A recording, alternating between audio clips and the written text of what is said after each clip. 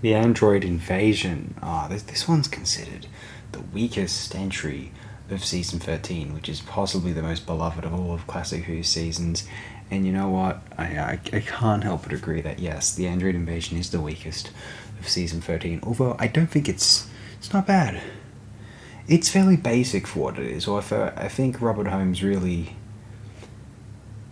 transformed this series of Terry Nation scripts into something more frightening, visceral, and intense, and very reminiscent of memorable moments in the history of post-war genre fiction, references to the likes of Body Snatchers, The Prisoner potentially, Stepford Wives.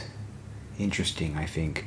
Compelling, great. It's a really strong production. Better, and like, I think the script is, its moments are well executed.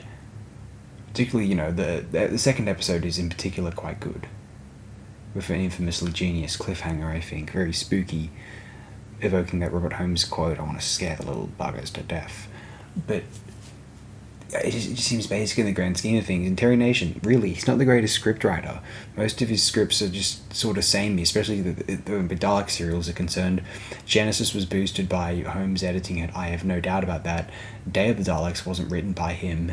And when you consider every other Dalek serial he wrote, they're very samey and have a similar scaffold. And look, people claim that Douglas Adams ruined Destiny of the Daleks. In some respects, perhaps.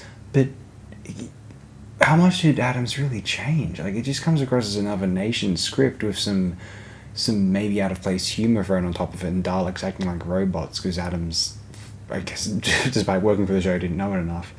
Anyway, moving on.